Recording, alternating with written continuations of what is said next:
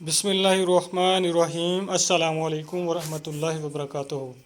Welcome to my channel farming info PK. Farming info PK में तमाम viewers को दिल की अथाह गहराइयों से खुशामदीद कहते हैं।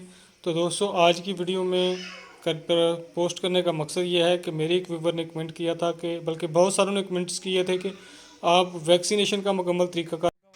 तो दोस्तों ने ये भी कमेंट किए हैं कि वैक्सीनेशन जो है इसको कब लगाया जाता है। भाई मेरे पहले भी ऐड कर चुके हैं हम, तो फिर से मैं गुजारिश करता चलूँ कि ये जो वैक्सीन है पीपीआर की, ये किसी भी मौसम में, किसी भी किस्म के दिनों में, किसी भी किस्म की सिचुएशन में, यानी मेरी मुराद बकरी की प्रेगनेंसी से है, दूध दे रही हो या प्रेग्नेंट हो, यानी गबन हो, किसी भी सूरत हाल में इसको लगा सकते हैं।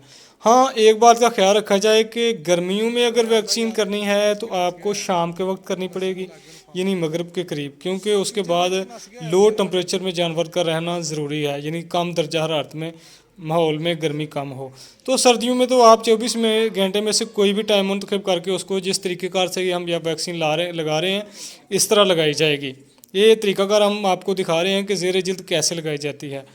और एक बात और जो मैं आपके साथ शेयर करता चलूँ कि ये एक दफ़ा वैक्सीन करने के लिए 6 माह के लिए काफ़ी होती है, यानी साल में आप 2 बार इनको 6-6 माह के वक्फे से वैक्सीन करेंगे तो फिर पीपीआर के ख़तरात जो हैं वो कम हो जाएंगे। ये देखें, इस तरह लगानी है ज़ेर जिल्द, ना जिल्द के अंदर और ना गोश्त के अंदर, ज़ेर जिल्द, यानी इस तरह चुटकी भर के पकड़ना है। और 1 सीसी की मिकदार फ़ी गोट के लिए, चाहे उसकी एज जो है वो 1 माह हो या 1 दिन हो, गब्बन बकरी हो या जैसे भी। ये देखें, इस तरह पकड़ा है और इस तरह इसको 1 सीसी लगा दी बस, ठीक है। उसके बाद दूसरा जानवर आएगा, उसको भी इस तरह। और आगे हम आपके साथ वो भी शेयर करते हैं कि कैसे तैयार की जाती है, वो भी इंशाल्लाह मैं आपको बता देता हूँ कि इसको कैसे तैयार किया जाता है और पानी में कैसे मिक्स किया जाता है। ये सारी चीज़ मैं आपको प्रैक्टिकली बता देता हूँ और इसका रेट और तमाम वैक्सीनेशन के मतलब इंशाल्लाह तमाम मालूमात आज आपको दी जाएंगी। तो चलिए आगे बाकायदा आगाज़ करते हैं। ये आपको मिलती है पाउडर की सूरत में, ठीक है। कुछ पाउडर होता है इसमें, मैक्सिमम कितने, ये ग्राम से भी ऊपर लिखा हुआ है। हाँ, ये 100 डोजेज होती हैं इसमें, ये आप देख रहे हैं, ये लिखा हुआ है 100 डोजेस। कैमरे के करीब करते हैं, हाँ जी, ये 100 डोजेज होती हैं एक में, ठीक है। और ये इसकी प्राइस है,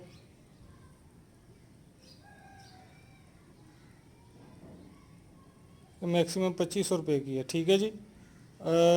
ये है पेस्टिविक की। ये पेस्टिविक की इसलिए हम बता रहे हैं कि ये बाकी वैक्सीन से अच्छी है। दूसरी मार्केट्स में पीपीआर की और भी वैक्सीनेशन से मौजूद हैं, गालबन रिज़ल्ट सबका बहुत अच्छा है, लेकिन इसका रिज़ल्ट बाकियों से काफ़ी बेहतर है। अगर आप लोकली सरकारी तौर पर आपको अगर दस्तयाब हो तो उसका जो रिज़ल्ट है वो इसकी निस्बत भी बहुत ज़्यादा है, क्योंकि वो मुकम्मल तौर पर जो उनके पास जानवर आते हैं उनका बाकायदा चेकअप करते हैं और उन पर एक्सपेरिमेंट करके, उनके जो ब्लड सैंपल्स होते हैं उन पर एक्सपेरिमेंट करके वो सरकारी तौर पर वैक्सीनेशन तैयार करते हैं। जबकि ये पेस्टिविक की जो है, ये कंपनी ने भी गालबन इन्होंने भी कुछ तजर्बात किए होंगे, लेकिन देखा ये गया है डॉक्टर्स जो रिकमेंडेशन दे रहे हैं, जो वेटरनरी के डॉक्टर हैं माहरीन, वो यही कह रहे हैं कि आप पेस्टिविक की बजाय या दूसरे अच्छे ब्रांड्स और इंटरनेशनल ब्रांड्स की बजाय, पेस्टिविक मैं बताता चलूँ कि ये इंटरनेशनल ब्रांड नहीं है, इंपोर्टेड नहीं है, ये भी एक लोकल ब्रांड है, लेकिन बाकी ब्रांड से ज़रा कुछ अच्छी है। तो ये मैं आपको बताता चलूँ कि उस वैक्सीनेशन को और इस वैक्सीनेशन का मुकाबला नहीं किया जा सकता, क्योंकि वो रिकमेंडेशन है सरकारी डॉक्टरों की, इसलिए मैं कह रहा हूँ।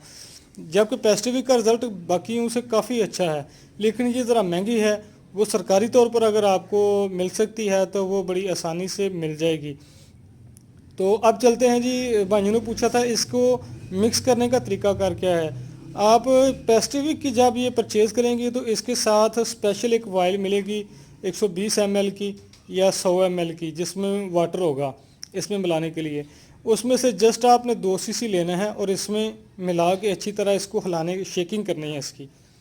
शेकिंग से मुराद ये है कि इसको हिला लेना है। हिला लेना जब आपको यकीन हो जाए कि जो आपके इसके अंदर मौजूद पाउडर है वो पूरी तौर पर एक महलूल की शक्ल इख्तियार कर गया है, माया की शक्ल में आ गया है, मिक्स हो गई है, तो आपने उसको दोबारा से सिरिंज से निकाल के उसमें इंजेक्ट कर लेना है, जो डिस्टिल्ड वाटर मिलेगा उसमें। ये अब आपको हो गई है 100 ml की बोतल तैयार। 100 ml यानी 100 बकरियों के लिए आपके पास ये पीपीआर की वैक्सीनेशन तैयार हो चुकी है। अब आप इसको स्टार्ट कर दें एक एक गोट्स को लगाना।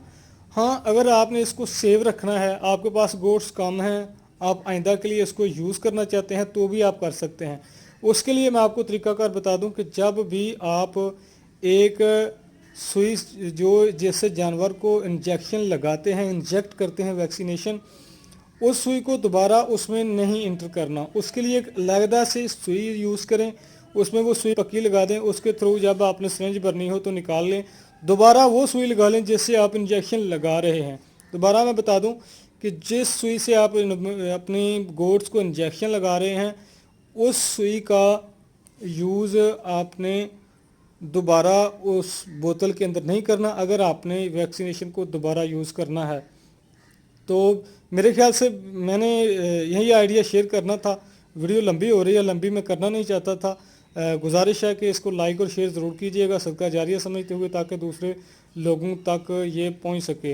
यही तरीकाकार था इसको मिक्स करने का, लगाने का। अगर आपको लोकल मिलती है, ये भी मैं बताता जाऊं कि अगर लोकल वैक्सीनेशन जो मिलती है आपको सरकारी तौर पर, उसके लिए आपको बाकायदा तौर पर किसी ख़ास पानी की ज़रूरत नहीं होती। उसके लिए आप मेरे ख्याल में 50 ml या 120 ml का आपको डिस्टिल्ड वाटर ग्लूकोज की बोतल की सूरत में भी आम मेडिकल स्टोर से दस्तयाब होगा, आप उसमें मिक्स कर सकते हैं। 100 ml, अगर 120 ml है तो 120 ml सिरिंज के ज़रिए निकाल लें, और बाकी को दोबारा यूज़ करने के लिए आपने इसको फ्रिज में रखना है। ये मैं आपको बार बार बताता जाऊं कि ये एक फ्रिज आइटम है, इसको फ्रिज से फ्रीज़र के अलावा नहीं रखना। फ्रीज़र के अलावा रखेंगे, रख तो आप सकते हैं, लेकिन वो काबिल इस्तेमाल नहीं रहेगी। और कुछ दोस्तों से मुझे ये भी पता चला है कि कुछ लोकल ब्रांड्स ऐसे भी हैं जिनको फ्रीज़ नहीं रखना पड़ता, बल्कि वो ठंड के बगैर ही लगाई जा सकती हैं, तो आप वो भी यूज़ कर सकते हैं। लेकिन खुदारा सर्दियों में पीपीआर और ईटीबी की वैक्सीनेशन ज़रूर कीजिएगा। अपना बहुत सारा ख्याल रखिएगा, मुझे दुआओं में याद रखिएगा। फ़ी अमान अल्लाह, अल्लाह हाफ़िज़, अस्सलामु अलैकुम रहमतुल्लाहि व बरकातुहू।